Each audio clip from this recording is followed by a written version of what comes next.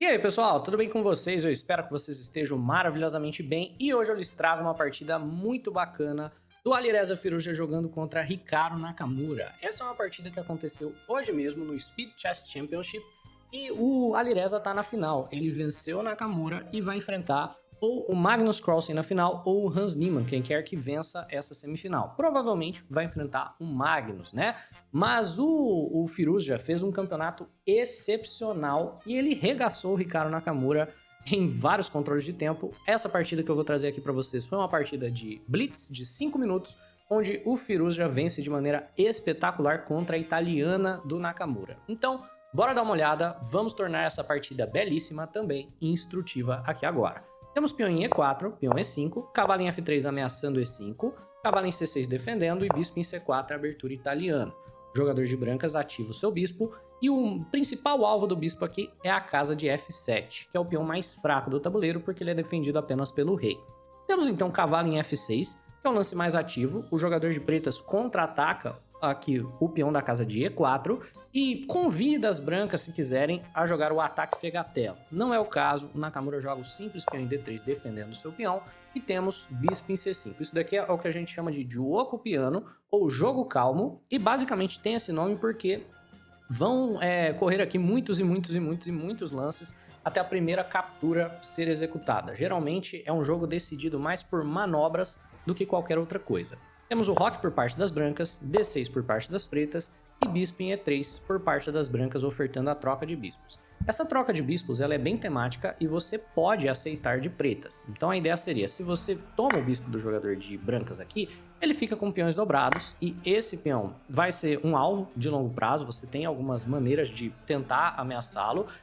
E o final, de maneira geral, vai favorecer o jogador de pretas porque a estrutura de peões das brancas é uma estrutura na qual ele tem peões dobrados. Quando ele joga D4, a única coisa que você precisa fazer é não capturar para desdobrar os peões. Então ele vai tentar algo como D4, D5, e ele vai tentar desdobrar esses peões de alguma maneira no futuro próximo, utilizando também da coluna F, que fica semi-aberta, para atacar. Você vê que a torre dele já fica aberta, atua em conjunto com o bispo e você tem alguma pressão.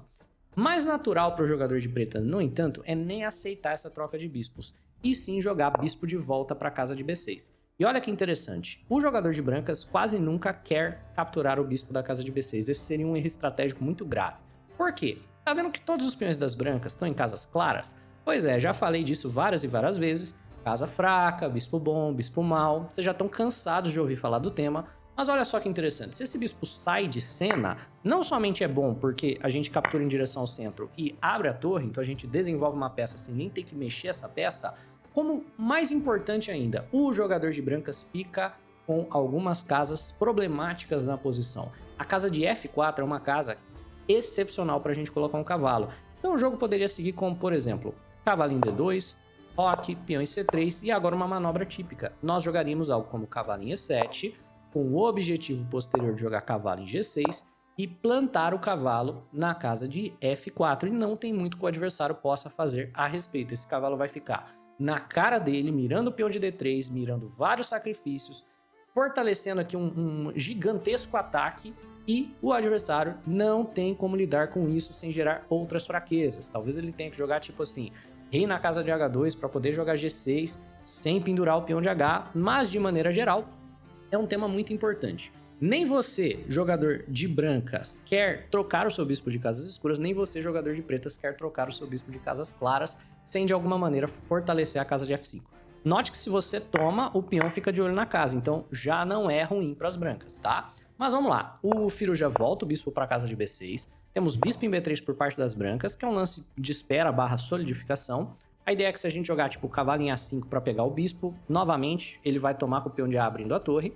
Nós fazemos o roque e o jogador de brancas joga peão em H3. Esse peão em H3 é um lance útil para gerar um respiro para o rei e lida com uma ideia, por exemplo, de cavalo em G4 para tentar pegar esse bispo. Então, cavalo em D2, cavalo em G4 para pegar o bispo. Você pode pensar que o H3 é para lidar com a cravada de bispo. Não é, tá? É bispo na casa de G4, essa cravada é muito fácil do jogador de brancas lidar, porque ele pode simplesmente desenvolver o cavalo para D2, e depois o H3, que é um lance que ele já queria jogar de qualquer forma, vai vir com o tempo. Então, bispo em G4 é o tipo de lance que amadores adoram jogar, mas é considerado, na verdade, um erro estratégico na italiana.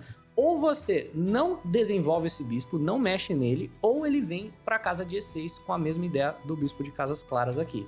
Agora, vir para G4 geralmente vai ser ou uma perda de tempo, porque depois do H3 ele vai ter que voltar, ou um erro, porque, por exemplo, depois do H3 você toma o cavalo ou volta o bispo para H5. Duas ideias também estariam erradas, porque o bispo é mais importante para ficar de olho na casa de F5 e yada, yada, yada. Tá vendo por que isso daqui é chamado de jogo calmo, né?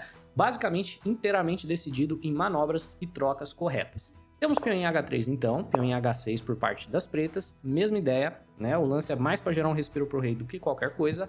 Peão em C3 por parte das brancas, e no momento que o lance peão em C3 é jogado, o cavalo não tem mais tanta utilidade aqui na ala da dama. Ele não pode mais ir para casa de D4, não pode mais ir para casa de B4. Veja que interessante, o peão a duas casas do cavalo o domina completamente. Então, o Firouzja joga cavalo em E7, que é bacana, trazendo o cavalo para a ala do rei. Cavalo em D2 por parte das brancas, peão em C6, é um lance bacana também, libera para que o bispo possa voltar num futuro próximo, sim, e a ideia do bispo voltar seria para você apoiar o seu centro de peões, caso o adversário opte por jogar um D4.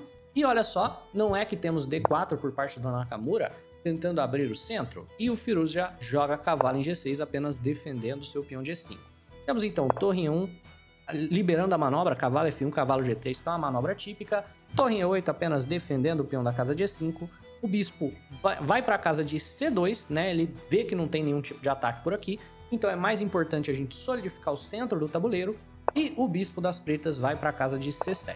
Beleza, chegamos aqui no ponto da abertura, onde as manobras principais e temáticas já foram executadas. As peças já estão mais ou menos nas casas onde elas querem estar. E agora está na hora dos dois lados provarem que tem um ataque. Geralmente, na italiana, os dois lados tentam atacar na ala do rei, que é para onde as peças mais naturalmente acabam apontando. E aqui o Nakamura joga um lance muito curioso. Eu nunca vi essa ideia na vida, mas provavelmente ele preparou com engine. Bem, ele joga C4. Esse lance é bem bacana, é bem diferente, eu nunca tinha visto. E ele está montando uma estrutura de Maroczy. Essa estrutura, com um peão em E4, um peão na casa de C4, é muito comum em defesa siciliana. Na italiana mesmo, geralmente a gente gosta de ter o peão na casa de C3. Esse peão é bem útil. Mas vamos dar uma olhada no que ele quer. Quando ele joga peão em C4, o Firouzja explora imediatamente. Ele captura o peão de D4, nós temos bispo por D4, e agora o Firouzja joga bispo em E6, ameaçando o peão e basicamente forçando o lance B3, que termina de colocar os peões nas casas claras. O que está acontecendo é que esse bispo está se tornando cada vez uma peça mais importante e esse bispo está se tornando uma peça cada vez pior, porque o centro das brancas, por sólido que seja, por mais que ele impeça que a gente jogue, por exemplo, D5, ele é um centro de peões em casas claras. Normalmente, quando você vai montar esse tipo de estrutura, é importante trocar esse bispo, para ele não virar um peãozão, né? E aqui o Firouzja começa as suas manobras para montar um ataque na ala do rei. Ele começa com um cavalo em D7. Esse cavalo em D7 é um lance importantíssimo. Geralmente você quer tirar o cavalo da casa de F6 em algum momento para você poder trazer a dama para essa casa. Porque a dama na casa de F6, obviamente que não agora porque ele vai tomar, né? Mas a dama na casa de F6 ajuda nos ataques. Por quê? Ela já prepara uma série de sacrifícios. Você quer a dama em F6 para poder ameaçar, por exemplo, o bispo em H3 em algum momento. Você quer a dama na casa de F6 e o cavalo na casa de F4. Então, cavalo em D7 faz sentido, ele vai passar o cavalo para a casa de E5 e a dama para a casa de F6. E o Nakamura também começa com as manobras. Cavalo em F1 para ir para G3. Cavalo em E5, cavalo em G3. Temos agora bispo na casa de B6, ofertando novamente a troca de bispos por parte aí do Alireza Firouzja. Ele quer que esse bispo saia daí para ele poder plantar um cavalo na casa de F4 com ou sem peão apoiando o cavalo. E o Nakamura joga um lance que é também comum nesse tipo de posição, que é o lance torre em E3. E a ideia do lance torre em E3 é passar a torre para frente do rei. Então ele quer, por exemplo, depois que tirar esses cavalos daqui, jogar algo como torre na casa de G3, e aí o torre do adversário vai ficar mirando o nosso rei. Firouzja joga dama na casa de F6, que é um lance bacana, apesar dele se colocar numa cravada. ele também está ameaçando alguns descobertos, né? Então, assim como o bispo vê a dama vê o bispo. Então, esse cavalo, por exemplo, poderia se mover com cheque. Estamos ameaçando cavalo, toma F3, cheque, que é um lance que ganha o bispo aqui no centro do tabuleiro. Por consequência, taticamente, o Firuja força a troca. Temos bispo por B6, peão de A por B6, e agora nós ativamos a nossa torre sem ter que movê-la. Ao mesmo tempo, nós temos uma situação na qual a casa de F4 ficou enfraquecida porque ele não tem mais o bispo de casas escuras. Então, as brancas jogam cavalo em D4, eu acredito que para vagar essa casa para a torre poder ocupá-la, e cavalo na casa de F4 por parte das pretas, que é um lance bem bacana. O Hikaru Nakamura joga cavalo em E2, tentando se livrar desse cavalo aqui que está ocupando a casa de F4, e o Firuza joga cavalo na casa de E6. Então, por mais que você possa tomar um dos cavalos, o outro vai simplesmente tomar o seu lugar. E a ideia agressiva aqui por parte do Firuza é bem clara, é bem fácil de ver como o ataque das pretas vai se desenrolar. Porque é muito fácil da gente trazer peças para o ataque, né?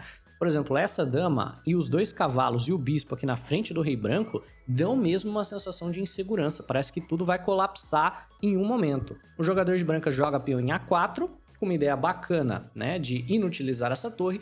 E o Firuza joga um lance muito inteligente, torre na casa de A5, para poder passar a torre para frente do rei também. Você vê que os dois jogadores fizeram levantamentos de torre.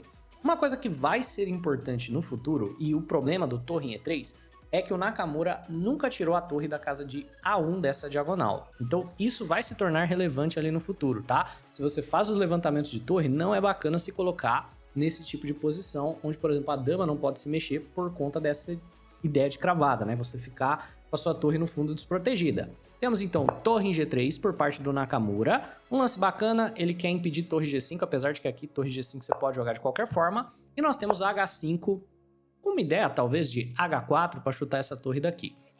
Nessa posição cavalo por cavalo, na casa de F4, cavalo por cavalo.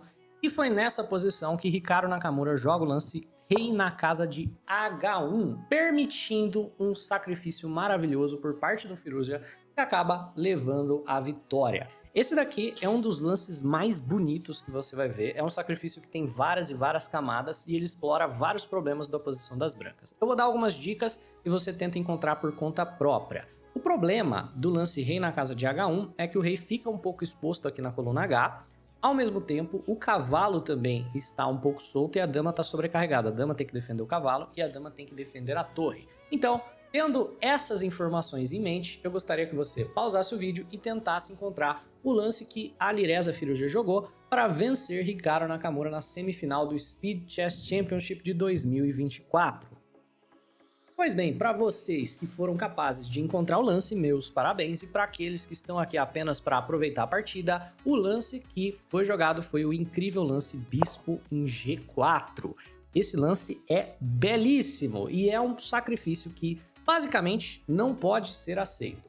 O bispo está sendo sacrificado e a ideia principal do sacrifício é que se você aceita, você captura o bispo, você acaba abrindo a coluna H e quem vai jogar pela coluna H é o jogador de pretas, né? Então, por exemplo, se torre toma G4, a ideia seria torre em H5, algo como rei em G1, dama em H6 e existe uma ameaça de torre cheque ganhando a dama. Mesmo que você gere um respiro para o rei, você vai perder a dama após o torre cheque e vai, em poucos lances, perder o jogo. Mas beleza, bispo em G4 e você, teoricamente, não é forçado a aceitar nenhum sacrifício, né? O bispo está ameaçando a dama, por que a dama não pode simplesmente sair do caminho? O problema é que o cavalo está cravado à torre e se a dama se mexe para uma casa onde ela ainda defende o cavalo, então se a dama vai para a casa de D2, a única casa onde ela ainda está defendendo o cavalo está cravado, então eu posso só botar pressão na peça cravada. Cavalo na casa de E2. Você não pode capturar o meu cavalo, porque senão você perde a sua torre com cheque, e você também não pode, enfim, defender o seu cavalo. Não é tão simples assim. Eu estou também ameaçando a torre na casa de E3. No tipo torre em D1, eu vou simplesmente jogar cavalo por torre. E algo como torre na casa de D3, tentando solidificar o cavalo, cavalo por cavalo, torre por cavalo e o simples C5 explorando a cravada para ganhar a torre. Então, também não funciona. Com o bispo em G4, o jogador de brancas está simplesmente numa posição perdida. Brancas ainda tentam jogar, né? Capturam o bispo. Quando pretas tomam de volta, tomam de dama, porque fica de olho no torre em H5 cheque. Ou pelo menos tenta, né? Tenta contra-jogo, fica ameaçando checkmate aqui caso a dama se mova. Dama toma cavalo e a gente tá defendendo o checkmate. Ainda tem um pouquinho de esperneio por parte das brancas, mas nada demais. Nós temos aqui agora a torre na casa de D1, obviamente ele tem que sair da ameaça. Ó, dama por cavalo não dá, né? Se dama por cavalo, dama por torre cheque. Então, torre em D1, dama volta para a casa de F6. Para as brancas, o melhor teria sido perceber que a dama ela tá meio sobrecarregada, porque ela tem que defender a ameaça de mate. Então, torre por D6 seria um lance possível, mas aí a gente teria, por exemplo, torre em H5, depois torre na casa de A1 cheque, por exemplo, como possibilidade de lance. Né? Nessa posição, o jogador de brancas apenas sai da coluna H, temos torre em H5, e as brancas, tentando gerar um respiro para o rei, sabendo que é iminente a ideia de dama em H6, jogam F3 e caem nesse duplo, cavalo em E2 cheque, ganha qualidade. Então agora a gente tem rei em F2, cavalo por G3, dama por G3, e o jogador de brancas está simplesmente com uma qualidade a menos. Dama em C3 sai ameaçando o bispo sai, cai o peão de B, dama por D6 aqui é jogado por parte do jogador de brancas, tentando contra-jogo, dama por C4, e bem, temos um pouquinho de esperneio, mas logo a gente vai para um final. Então, ó, torre na casa de D2, lidando com cheques na segunda, torre na casa de H1, ameaçando esse cheque, bispo em A2 ameaçando a dama, e dama em F1 cheque, seguido por uma sequência que consegue tirar as damas do tabuleiro. Segue o esperneio básico, mas conforme o Alireza vai avançando os peões na ala da dama, ele eventualmente joga a torre na casa de B3, consegue então forçar uma troca de torres, e aí nessa posição, finalmente o Nakamura abandona. É isso, pessoal, espero que vocês tenham curtido. Se inscreve no canal se você não for inscrito, deixe um like no vídeo, um abraço e até a próxima!